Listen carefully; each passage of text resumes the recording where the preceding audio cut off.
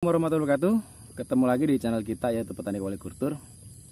Pada kesempatan video kita kali ini, kita akan menjawab pertanyaan dari Bapak Abdul Qadir Fari, ya.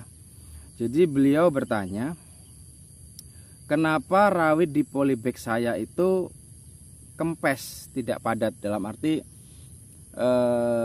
buahnya kualitasnya nggak bagus. Terus kemudian apakah kena patek dan kekurangan nutrisi? Nah, beliau bertanya seperti itu. Jadi teman-teman tolong simak video ini sampai selesai ya, jangan kalian skip ya, biar kalian paham dan kalian tidak bertanya-tanya lagi nantinya. Oke, untuk pembahasan rawit di polybag kenapa kempes dan tidak padat, banyak faktornya teman-teman ya.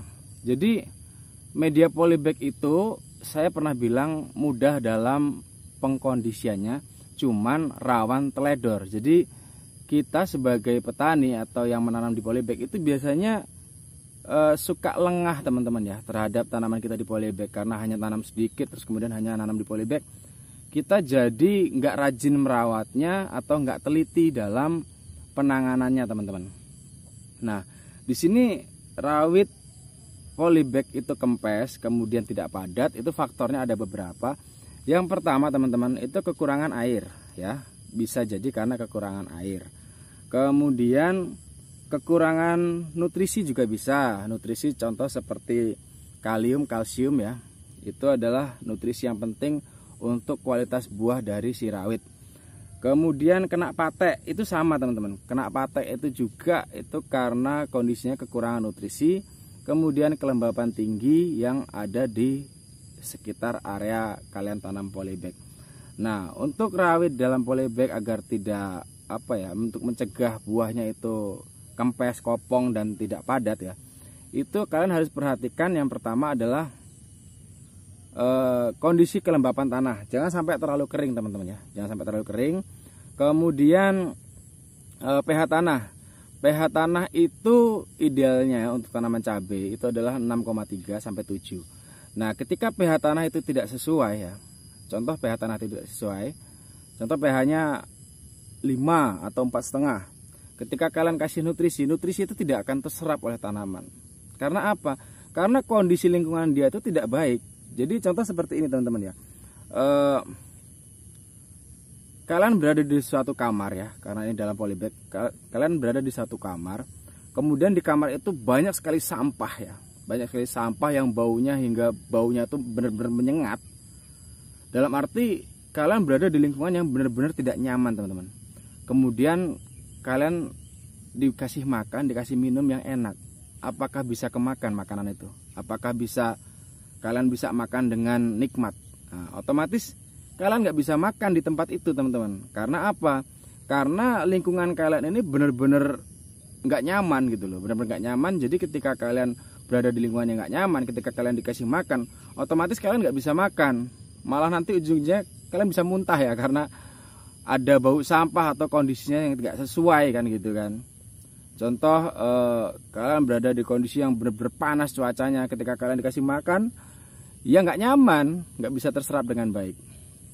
Nah seperti itu. Jadi ketika tanaman kalian itu kualitasnya kurang baik, itu kalian harus benar-benar perhatikan medianya ya, pemberian pupuknya, kemudian pH tanahnya juga kalian harus tahu kan gitu. Kalau makanya saya tekankan untuk alat pH tanah itu harus benar-benar kalian punya. Kalau nggak kalian punya ya kalian pinjem ke orang lain lah, tapi seenggaknya kalian harus punya sendiri, karena untuk pengecekan pH tanah ini benar-benar penting teman-teman.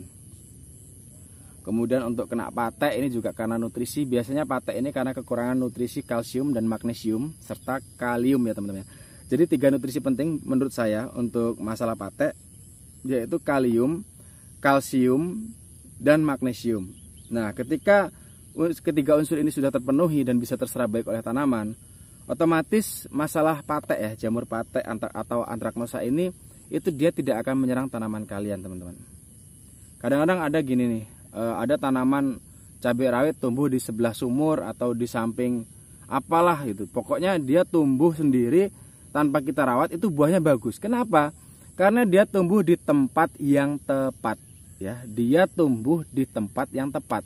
Dalam arti tempat dia tumbuh itu nutrisinya cukup, makanya dia jarang terkena penyakit. Tapi ketika kita sengaja kita tanam ya, kita tanam cabai rawit itu, kok jadi malah banyak penyakitnya. Beda ketika dia tumbuh sendiri teman-teman ya. Nah seperti itu. Jadi karena faktornya kekurangan nutrisi bisa, kekurangan air juga bisa. Karena ketika tanaman kekurangan air, kalian berikan makanan ya percuma teman-teman. Seret ya, tersendat ya. Sama ketika kalian makan tapi kalian nggak kasih minum. Nah jadi kasusnya seperti itu. Nah oke teman-teman ya, buat Bapak Kadir Faris, semoga jawaban ini bisa membantu untuk menyelesaikan masalah beliau ya teman-teman. Dan untuk teman-teman yang lain semoga bermanfaat. Jika bermanfaat jangan lupa kalian share ke teman-teman kalian yang lain. Jangan lupa subscribe, kemudian kalian tekan tombol loncengnya agar kalian tahu setiap update video-video terbaru ya. Dan buat kalian yang ingin bertanya tentang cabai tentunya kalian bisa tanyakan di kolom komentar. Jika saya ada waktu, insya Allah akan saya jawab. Oke, terima kasih, cukup sekian. Semoga kalian para petani bisa sukses semua, bisa semakin paham dalam budidaya cabai. Oke, assalamualaikum warahmatullahi wabarakatuh. Salam petani polikultur.